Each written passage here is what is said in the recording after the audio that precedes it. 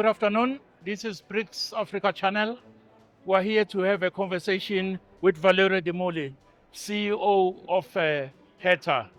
Good afternoon, sir. Thank you. Thank you for having me with you. I'm honored as CEO of the European House Ambrosetti to be involved with the BRICS TV. Thank you, sir. You have the most difficult task to inform us about TEHA, the origins of TEHA, and congratulations on your 12th anniversary. Thank you. Thank you very much indeed. TEHA means the European House Ambrosetti. Ambrosetti is a family name of the founder of the firm years ago, like McKinsey. And McKinsey exists today without any McKinsey involved. For us, it's the same. I did the buyout of the firm more than 20 years ago when we were 30 colleagues at that time. We are now 350.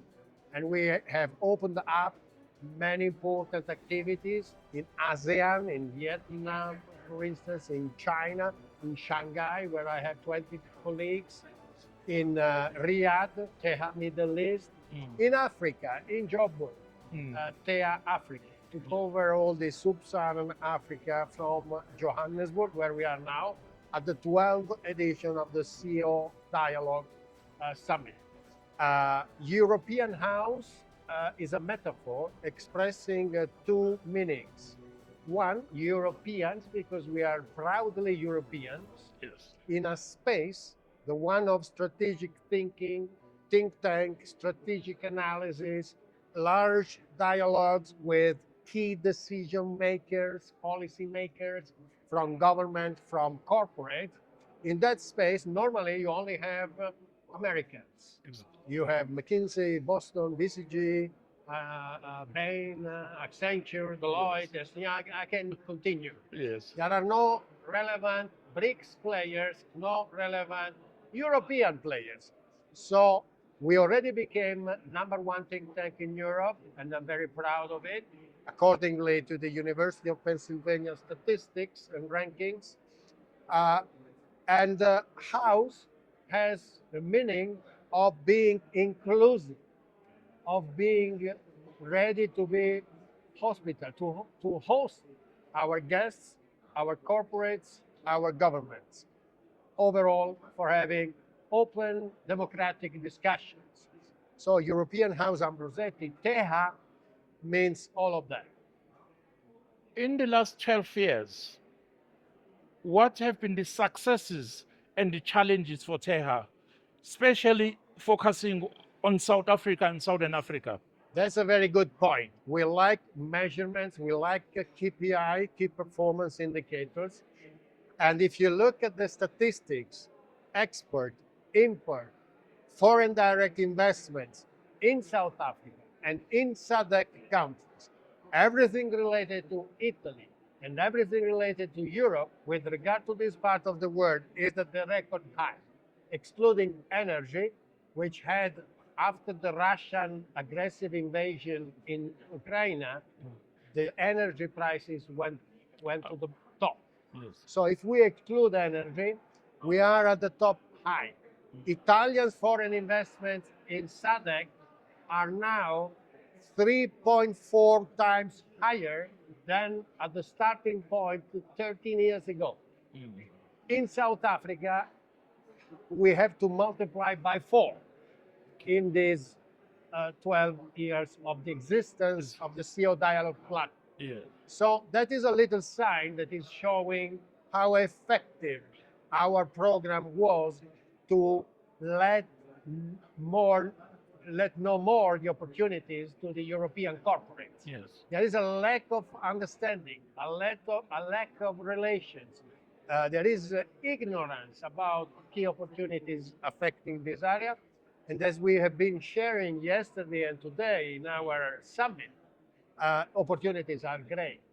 When you have an important demographic dividend Dividend. Yes. in this part of the world, we are talking about only SADC, 850 million inhabitants more in the next 25 years. Yes. The median age of this part of the world is 18 years. Mm. In Europe, is more than the double than that. Mm. And in the next 25 years, we will have 40 million Europeans less. So we see huge opportunities, provided that, as Jeffrey Sachs rightly said at the opening speech this morning, provided that we educate them. Otherwise, we don't have a positive demographic dividend. We have a huge demographic problem. Yes. But we are optimists by nature as entrepreneurs ourselves, and as a leading think tank, we must be positive. And so we see huge opportunities in this area of the world for our corporates, for our citizens, and youth. And after all, let me tell you very frankly, when I'm here, I feel at home. As I told to the relevant ministers from South Africa that participated, you should give me the local passport because I feel South African inside. Obviously, from outside, it's a complete failure. But sorry about that. Speaking about that, what is the strategy of Italy? I will make it a little bit macro, go away from TEHA. What conditions are in Italy or strategy that managed to have this success in South Africa? Because your success in South Africa that you are replicating in Southern Africa, it's unique for you, a European country. Yes, you are right. But again, the success is not only related to political leaders or to the government. It's mostly related to entrepreneurs. Yes. They spot opportunities, they identify the right partners, they hire the right people, and they make it happen. Yes. As we did. I'm profoundly proud of our chairman here in Johannesburg, Yes. Kanklanene, Yes. former finance minister of South Africa. Yes. I appointed him as chairman of TEHA Africa. The deputy chairman is another African, South African of Italian origin, Maurizio Mariano. Again, he was born in Joburg. Yes. The entire team, local team, is made by fantastic, very young African girls, university Graduates. yeah, really very fantastic. So I'm very proud of it. And the same for all many other entrepreneurs. They come, they see, they know, they hire people, and they do their job. Each one of those entrepreneurs in their own industry specific. A point came up yesterday during presentations where it was mentioned that there is a tendency of investors when they come to Africa or to South Africa, they tend to push and go to the government. And the suggestion was, within the scope of PPP, why don't investors come and seek other entrepreneurs like small SMEs? Yeah, you are totally right, but that also depends on the type of business. If you do business in regulated industries like railways, ports, infrastructure development, solar, water management, constructions and buildings and so on, you need to have a relations with the government. Yeah. But in many other industries, you don't need it. And so what Europeans need is a positive, simple regulatory environment to make it easier. If you need to move a manager, we should have it fast. Yes. And that's a bit complicated. It's not so easy. You have temporary visa, it's a complication. Yes. If you have to hire someone, you need to do it fast. Actually, we didn't have any problems in hiring people. But for instance, just the bank account of the firm took 2-3 months for huge, stupid bureaucratic formalities. Yes. I don't want to enter into many details, but just an example that politicians need to make it simpler. Yes. on a variety of topics, from the simplest one to the more complex one. To the more complex. And then entrepreneurs, they will do their own path. Before we go to the last question, as a CEO, where do you see TEHA in a decade from now, when it celebrates its 22nd anniversary?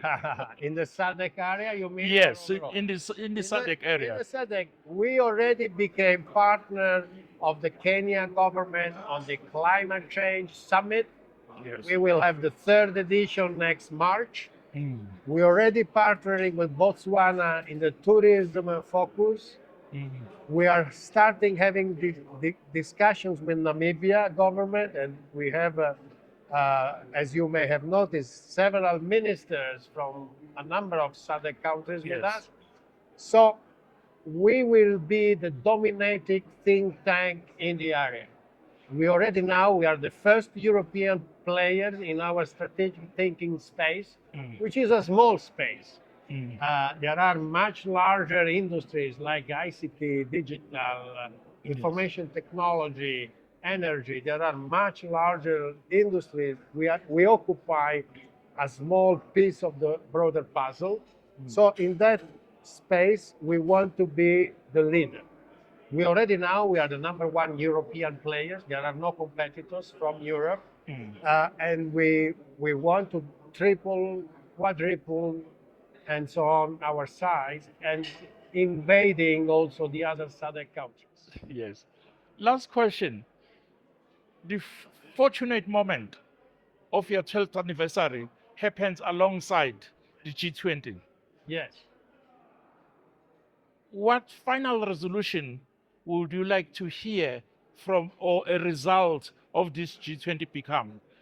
Well, the CEO manifesto that we have shared and presented and co-signed by the CEO of Bank of America, Old Mutual, Egypt Air, ourselves, and many others, should become regular implementation also for the leaders meeting. Yes. Secondly, the women empowerment. It is a mission around which South Africa should be proud to be the leading energetic country Number to move it 7. forward. Yes. And we founded the permanent observatory on women empowerment and presented yesterday with Madam Minister Chingwa, Yes. who wanted us with her in developing the contents of the Yes. Women Empowerment Manifesto. And that's the second recommendation I would give and I would like to see as an outcome. And the third point is to send to Mr. Trump a letter co-signed by the others. Dear Mr. President, you really missed something historic. Thank you very much for Thanks your time to you. and for the enlightening discussion. And congratulations again on all your achievements. Thank you very much. Thank you very much, CEO.